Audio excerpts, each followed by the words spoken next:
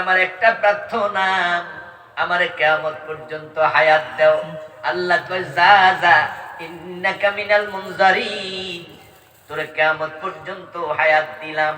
শয়তান হায়াত পেল, পেয়ে আবার বলতেছে ফাবিমা আগওয়াইতানি লাআকউদান্না লাহুম সিরাতাকাল মুস্তাকিম। যে আদমের কারণে আমি অভিশপ্ত হলাম, পথহারা হলাম, তার সন্তানদের জন্য জান্নাতের পথে আমি বসে বসে অপেক্ষা করব, দেখি জান্নাতে কেমনে যায়। ثم لآتينهم من بين أيديهم ومن خلفهم وعن أيمانهم وعن شمائلهم فلا تجد أكثرهم شاكرين। জান্নাতের পথে যখন হাঁটবে, সামনে দিয়ে ব্যারিকেড দেব, পিছন দিয়ে টেনে ধরব, ডানে বামে আক্রমণ করতে থাকবো। আল্লাহ, তোমার ইজ্জতের কসম করে বলি, তাকে ঈমানওয়ালা আমি রাখবো না। وعزتك يا رب لا أزال أقبي عبادك ما دامت أرواحهم في أجسادهم। তোমার ইজ্জতের কসম করে বলছি, যতদিন তাদের দেহে প্রাণ থাকবে আমার এই আক্রমণ চলতেই। আমাদের সবার সাথে শয়তান আসেনি? কার কার সাথে না একটু হাত তোলা।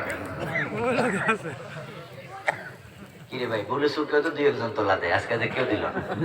তার বোঝা গেল শ্রোতারা মোটামুটি মনোযোগী, মাশাআল্লাহ, আলহামদুলিল্লাহ। কারণ দুই এক জায়গায় দুজকে কে কে যাবেন এটা করে হাত তুলা, মানে ঠেলা ছোটে হুজুরে যেহেতু কইছে বইয়ে থেকে লাগবে, যা কপালে যা। আমাদের সবার সাথে ইবলিস শয়তান আছে না নাই? শয়তানকে ঘুমায় না সজাগ? সজাগ। ওর বুদ্ধি কম না বেশি? বেশি। বয়স বেশি, অভিজ্ঞতা বেশি, শক্তি বেশি, সবটা আপনার পিছনে খাটাচ্ছে। এক সেকেন্ডও সে ঘুমায় না, সারাক্ষণ আপনার পিছনে লাগে আছে। নবীজি সাল্লাল্লাহু আলাইহি ওয়াসাল্লাম বলেন, এমন কোন মানব নাই যার সাথে শয়তান নাই। আমি নবী মুহাম্মদ, আমার সাথে একটা শয়তান আছে। তবে ফাইন্নাহু আমানা বি আসলামা বি, আমার সাথে যে শয়তান আছে সে আমার কাছে মুসলমান হয়ে গেছে। রাসূলের সাথে যেটা আছে এটা ভালো হয়ে গেছে, ওটা রাসূলকে ধোঁকা দেয় না।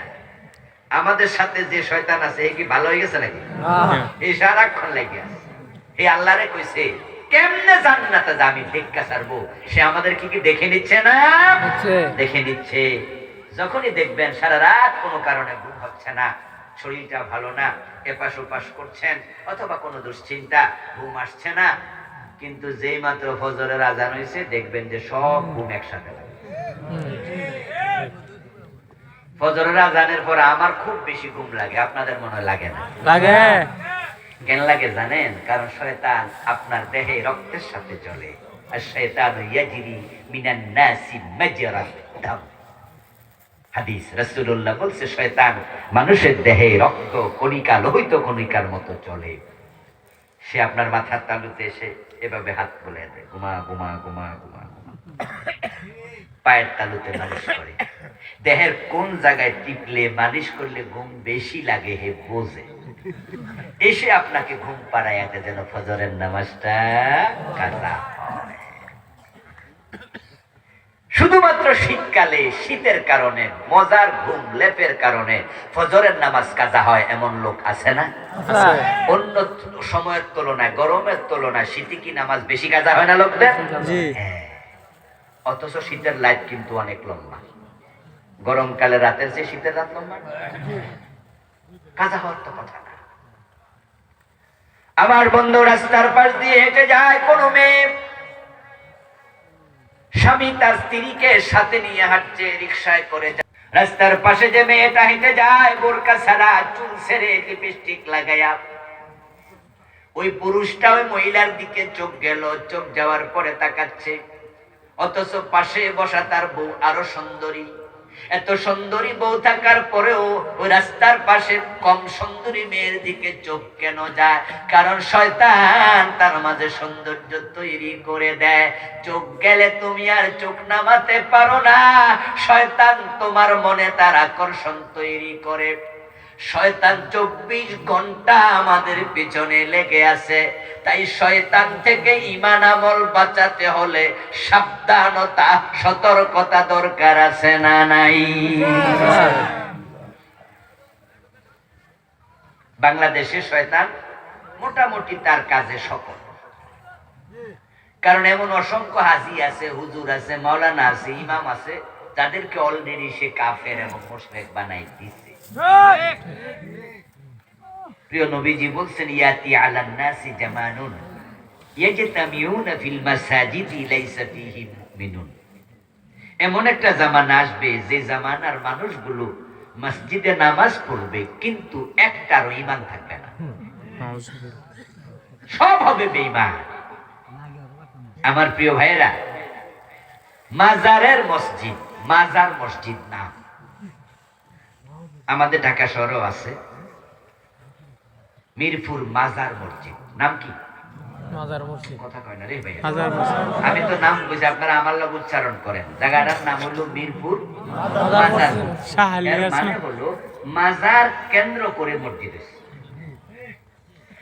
ওই মাজারে মানুষ যায়, মানত করে, সিজদা করে, যা ইচ্ছা তাই করে, আর টাকা দেয়। এই টাকা দিয়ে মসজিদ বানাইছে। ওই টাকার সাথে পাবলিকের টাকাও আছে, এবং সেই মাজারের টাকায় হুজুরের বেতন চলে। আচ্ছা বলুন তো, মাজারে মানত করা জায়েজ না হারাম? মাশাআল্লাহ, এটা হারাম, এটা শিরক। মানত একটা ইবাদত, ইবাদত হবে শুধু কার? আল্লাহ। তো মাজারের নামে মানত হবে কেন? হলে শিরক হবে। ইবাদত তো শুধু আল্লাহ। এখন ওই মাজার মসজিদের যিনি ইমাম, তিনি যদিও জানেন যে মাজারে মানত করা শিরক, কিন্তু বাধা দেয় না। বাধা দিলে তো বেতন কমে যাবে।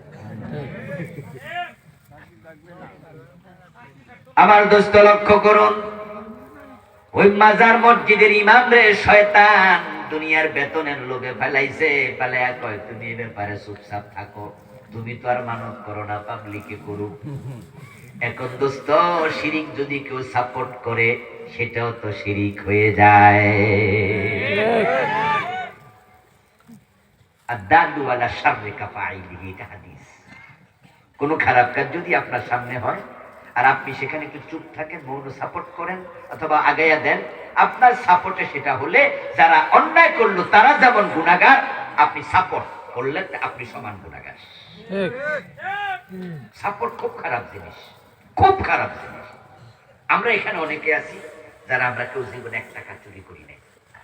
আলহামদুলিল্লাহ, এখানে অনেকে আছেন চুরি করেন না।